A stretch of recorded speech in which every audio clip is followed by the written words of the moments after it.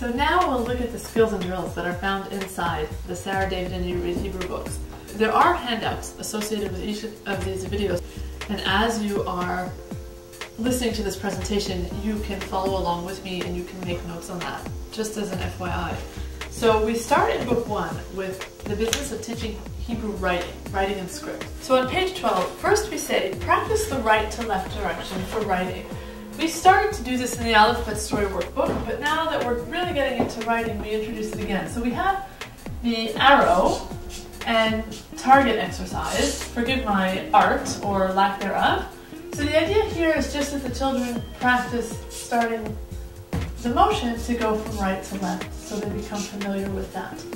After that, we then say the next step is practicing swirls on the board. So what are swirls? Swirls are just these loops, just like this. And when a child starts with swirls, we can see that a lot of the Hebrew letters and script are actually found inside of these. You can make the resh, you can make a shin, and you can also see you can make kuf. If you add a line to these swirls, then you have a lot of the Hebrew letters already. So this is an activity that Diana, my mom, actually did when she was in, I don't know, 1st or 2nd grade, and the teacher invited all the kids out to the board to make these swirls, and it's something that really stuck because it's fun, it's at the board, and the kids start to get the right to left motion and the curvy motion familiar. It starts to become familiar and they get the muscle memory. And then they have another exercise on page 15, which is interesting. You'll see the sun, and the children get a starting point, and there are loops, and they have to trace them, but only trace out the shins, not just trace the loops. So by the time the children get to page 15, they really have a chance to start to integrate what they've learned with loops and for script writing using the letter shin. So the script writing is then taught throughout the books. We do give arrows so children know where to start the letters and how to write them. That's the first skill in book 1. After that, we move along to page 46. So we jump ahead in the book. The books are very consistent in their layout, so you can continue with the reading practice, and then as we get to new skills, they're integrated in the books. So on page 46, we are introducing the chirik, the E vowel. The E vowel sound can be made 2 ways. E without a yud, and E with the yud. And then we say a yud and E together make an E bean. So what does that mean? The bean is for shape, and you can see that on line 3. We've written she, and then we put the bean around the E and the yud. We've written B, and we put the bean around the E and the yud.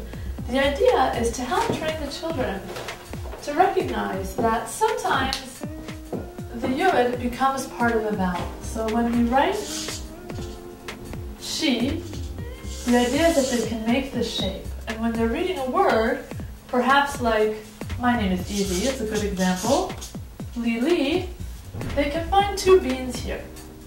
One is here, and one is here. And the idea is that when yud doesn't have a vowel, the children shouldn't give it one. It doesn't make a sound. So the bean is an exercise that can be used to help children identify the E with yud form of the vowel. We see this again with A and with I in book 2. And this becomes very helpful, especially once they start reading. If you ever want to practice the skill, you can always tell children to circle all the E beans or circle all the A beans, etc. The next one that I'll point out in book 1 is on page 61, and it's our letter drill, which is a letter chart, and our vowel drill. The idea here, though, is to practice the letter for children to recognize what it looks like in print. If they're learning script, then they can practice writing it in script. So this is a drill activity because to make the transition from print to script sometimes can be a project. And we know that print and script, whether a school writes in script and teaches it, is a 50-50 issue. And so if you're teaching script, you can use this column in the chart and the script pages. If you're not, you can skip it.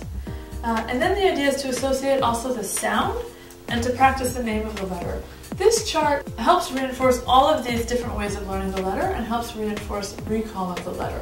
What's interesting is that when children have not practiced the letters this way, and it's introduced later, let's say they're in 3rd or 4th or 5th grade, it's a very different kind of thinking, and it's challenging for the child.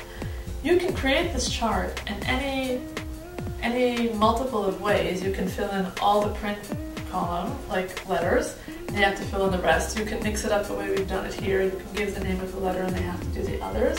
Or if you're just teaching the script or the sound, or you want to practice the block and the script forms, the teacher can call out the name of the letter and the children have to write down what it looks like. And this sometimes in day schools we're finding is a more relevant way of using the letter chart. The vowel drill is one way that we practice the vowels, and this also recurs very frequently. And what we've done is we show a box and then the letter relative to the box. So the box is reinforcing the spatial placement. It's going back to the idea of vowels as symbols that move around the letters, the below, beside, and above.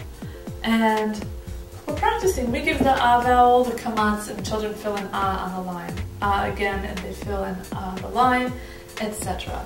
If the children are learning to read in kindergarten or first grade and are not quite up to speed with English, again, the teacher can give the box, call out the sound, and the child has to write in the vowel around the box in the right place.